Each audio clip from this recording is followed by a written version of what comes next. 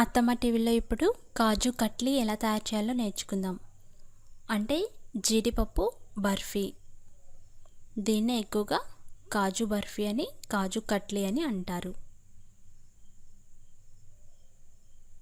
ఈజీగా తయారు చేసుకోవచ్చు, కొంచెం ఓపికగా చేయాలంతే. దీని తయారీ కోసం కావలసిన పదార్థాలు: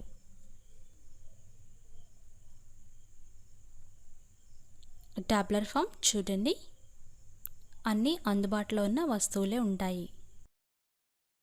పంచదార 1 కప్పు, దానికి ఈక్వల్గా జీడిపప్పులు 1 కప్పు,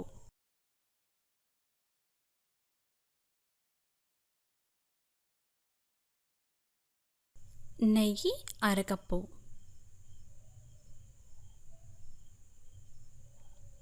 వాటర్ 1/2 కప్పు, కొద్దిగా ఎల్లో కలర్ ఆప్షనల్ ఇది. ఇప్పుడు తయారీ విధానం చూద్దాం.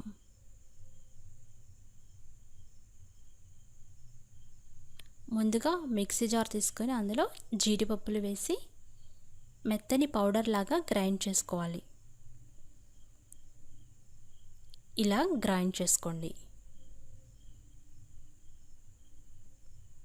ఇప్పుడు కడాయి పెట్టి వేడి చేయండి. అది కొంచెం వేడైన తర్వాత పంచదార వేయండి. దాంట్లో కొద్దిగా వాటర్ వేసి పాకం పట్టుకోవాలి.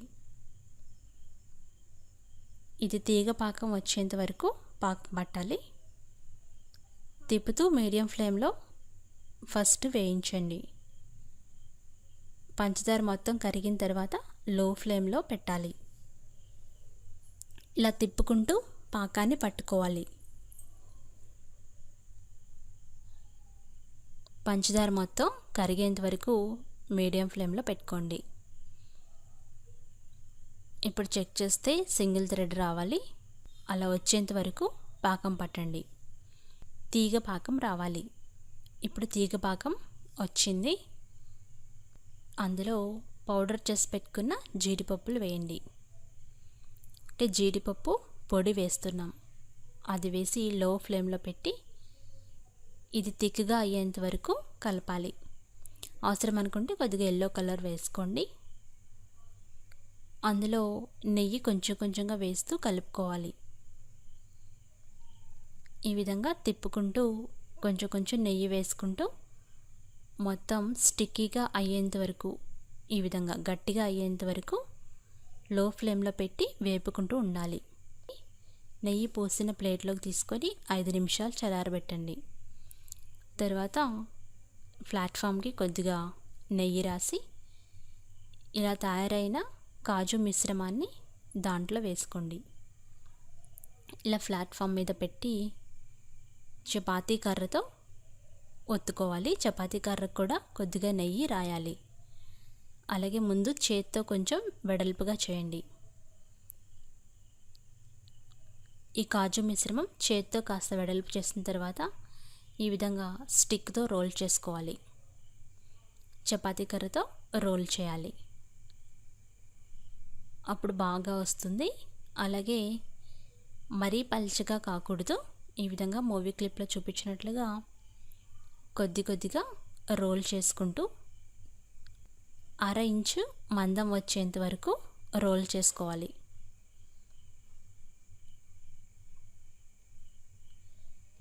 ఇలా చక్కగా రోల్ చేసుకోండి. 10 నిమిషాలు చల్లారిన తర్వాత కట్ చేసుకోవాలి. మొత్తం చల్లారిపోతే కట్ చేయడానికి వీలుండదు. అందుకని 10 నిమిషాల తర్వాత కట్ చేయాలి. ఈ ముక్కలు కట్ చేసేటప్పుడు నీట్గా కట్ చేస్తే ఇలా అందంగా కనిపిస్తాయి. వారం రోజుల వరకు ఎంతో టేస్టీగా ఉంటాయి. అలాగే పాకం జాగ్రత్తగా పడితే రుచికరమైన కాజు కట్లీ రెడీ అవుతుంది. ఈ వెరైటీ అండ్ టేస్టీ రెసిపీ మీరు కూడా ట్రై చేసి ఫీడ్బ్యాక్ పంపించండి. ఎంత చక్కటి కాజు కట్లీ రెడీ అయింది. ఈ రెసిపీ టెక్స్ట్ కోసం attammatv.com చూడగలరు. మరికొన్ని రెసిపీస్కి అత్తమ్మ టీవీ సబ్స్క్రైబ్ కాగలరు. ధన్యవాదములు.